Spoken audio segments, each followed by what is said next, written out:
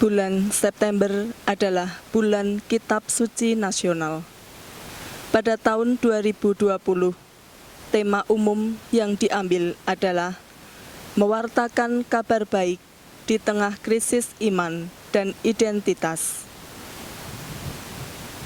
Identitas merupakan kesadaran akan siapa diri kita, dan kesadaran ini akan mempengaruhi bagaimana kita menjalani kehidupan, bagaimana kita bertindak, bersikap, dan berbicara. Tidak semua orang bisa melewati proses itu dengan mudah, sehingga banyak yang menghadapi krisis iman dan identitas. Didasari oleh itu, maka kita diajak untuk menyadari identitas diri kita dan mewartakan semua kabar baik dalam kehidupan nyata kita di tengah-tengah gereja, keluarga, sekolah, dan masyarakat.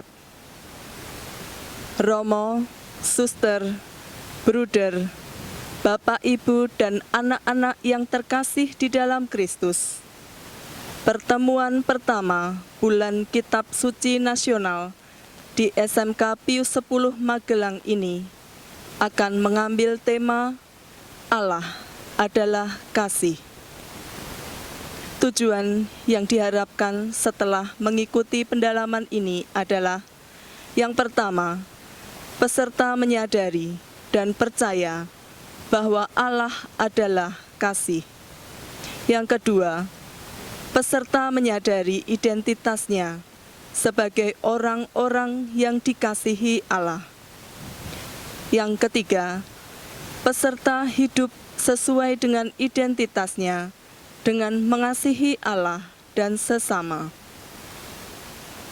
Sebelum kita lanjutkan pendalaman kitab suci pada pertemuan pertama ini, marilah kita awali dengan mohon berkat Tuhan.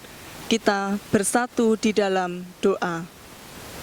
Dalam nama Bapa dan Putra dan Roh Kudus. Amin. Tuhan beserta kita sekarang dan selama-lamanya. Selamat datang Romo, suster, bruder, Bapak, Ibu, saudara-saudari, anak-anakku yang terkasih di dalam Tuhan Yesus Kristus. Kita berkumpul bersama secara virtual untuk mendengarkan dan mendalami sabda Allah. Dalam PKSN tahun 2020 ini, tema yang diambil adalah mewartakan kabar baik di tengah krisis iman dan identitas. Dalam kabar baik ini, kita akan melihat kebenaran mengenai Allah yang kita imani dan memahami identitas kita di hadapan Allah. Marilah kita berdoa. Allah, Bapa yang Maha Pengasih, puji dan syukur kami haturkan kepadamu karena segala berkat-Mu, terutama karena Engkau telah mengasihi kami. Kami hendak mendengarkan sabda-Mu yang mengajak kami untuk melihat Dikau sebagai kasih. Kami mohon agar kami dapat memahami sabda-Mu dan berikan kami kesanggupan untuk mengasihi Dikau dan sesama di dalam kehidupan kami setiap hari. Demi Kristus, Tuhan dan pengantara kami. Amin. Pembacaan dari surat pertama Yohanes. Saudara-saudaraku yang kekasih, marilah kita saling mengasihi, sebab kasih itu berasal dari Allah. Dan setiap orang yang mengasihi lahir dari Allah dan mengenal Allah. Barang siapa tidak mengasihi, ia tidak mengenal Allah, sebab Allah adalah kasih. Dalam hal inilah kasih Allah dinyatakan di tengah-tengah kita, yaitu bahwa Allah telah mengutus anaknya yang tunggal ke dalam dunia, supaya kita hidup olehnya. Inilah kasih itu. Bukan kita yang telah mengasihi Allah, tetapi Allah yang telah mengasihi kita dan yang telah mengutus anaknya sebagai pendamaian bagi dosa-dosa kita. Saudara-saudaraku yang kekasih, jikalau Allah sedemikian mengasihi kita, maka haruslah kita juga saling mengasihi. Tidak ada seorang pun yang pernah melihat Allah. Jika kita saling mengasihi, Allah tetap di dalam kita dan kasih-Nya sempurna di dalam kita. Demikian kita ketahui bahwa kita tetap berada di dalam Allah dan Dia di dalam kita. Ia telah mengaruniakan kita mendapat bagian dalam Roh-Nya. Dan kami telah melihat dan bersaksi bahwa Bapa telah mengutus anaknya menjadi juru selamat dunia.